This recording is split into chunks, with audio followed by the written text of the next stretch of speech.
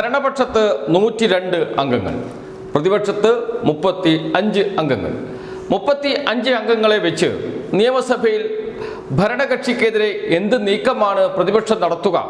ഈ ചോദ്യം കുറച്ച് നാളുകളായി നമ്മുടെ മുന്നിലുണ്ട്. എന്നാൽ ഇന്ന് ഒരു ദിവസം, ഒരേ ഒരു ദിവസം 35 അംഗങ്ങൾക്ക് എന്തൊക്കെ ചെയ്യാൻ കഴിയും നിയമസഭയിൽ എന്ന് തെളിയിച്ച ദിവസമായിരുന്നു. ഭരണപക്ഷത്തിന് മിണ്ടാട്ടമില്ല. പ്രതിപക്ഷം സഭയുടെ നടുത്തളത്തിലിറങ്ങി മുദ്രാവാക്യം വിളിച്ച് പ്രതിരോധിക്കുന്ന, ഭരണകക്ഷിയെ പ്രതിരോധിക്കുന്ന കാഴ്ച. ഒന്നും മിണ്ടാനാകാതെ സ്തംഭിച്ചു നിൽക്കുന്ന 102 അംഗങ്ങൾ. നടുത്തളത്തിൽ പ്രതിഷേധം ഉയർത്തിക്കൊണ്ടുവന്ന 35 അംഗങ്ങൾ.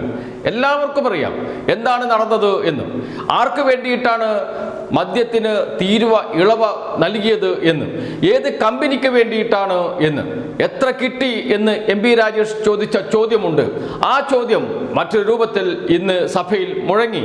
പക്ഷേ ഭരണപക്ഷത്തിന് ഒന്നും ചെയ്യാൻ കഴിഞ്ഞില്ല. സാങ്കേതികത്വത്തിൽ ഊന്നി രക്ഷപ്പെടാനാണ് ശ്രമിച്ചത്. പക്ഷേ കേരളം ചർച്ച ചെയ്യുന്ന വിധത്തിൽ 35 അംഗങ്ങൾ സഭയിൽ നടത്തിയ പോരാട്ടമുണ്ടല്ലോ, അതാണ് പ്രതിപക്ഷത്തിന്റെ ഐക്യം, പ്രതിപക്ഷത്തിന്റെ ശക്തി വിളിച്ചു പറയുന്നത്.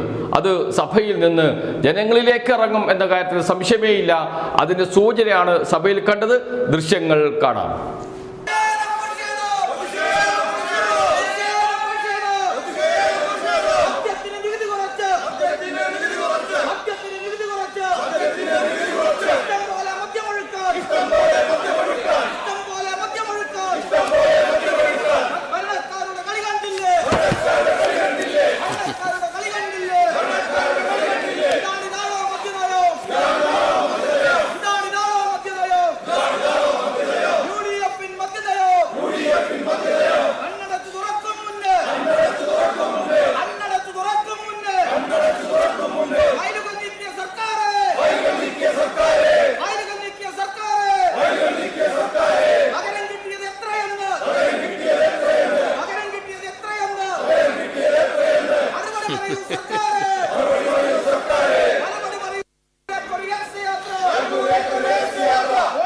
ഏതായാലും നിങ്ങളുടെ ഒരു പ്രതിഷേധം കഴിഞ്ഞല്ലോ.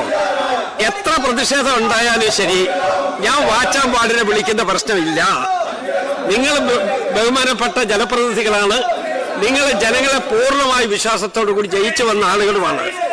അതുകൊണ്ട് നിങ്ങൾ ഇതിനോട് യോജിച്ച് നിൽക്കുക, സഹകരിച്ചു പോവുക. പ്ലീസ് പ്ലീസ് സഹകരിക്കൂ, സഹകരിക്കൂ, സഹകരിക്കൂ പ്ലീസ്.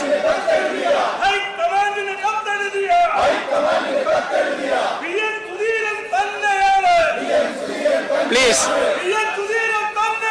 എല്ലാം മനസ്സിലായി, എല്ലാം മനസ്സിലായി. അപ്പോ ദയവായിട്ട് please resume your seat. Please please resume your seat.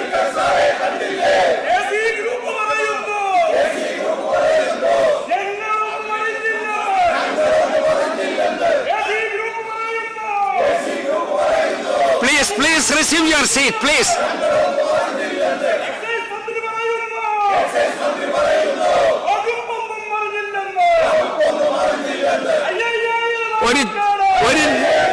ഒരു നിമിഷം കൊണ്ട് നിങ്ങൾ പോകൂ.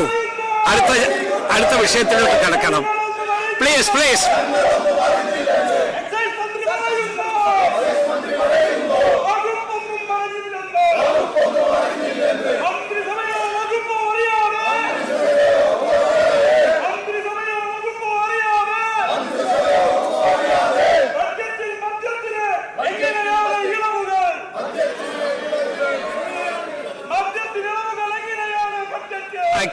ഇന്നും നാളെ ചർച്ച ചെയ്താൽ മതി. ഇന്നും നാളെ ചർച്ച ചെയ്യാൻ സന്ദർഭമുണ്ടല്ലോ. സർ ശ്രദ്ധ ക്ഷണിക്കൽ ശ്രീ TV ഇബ്രാഹിം.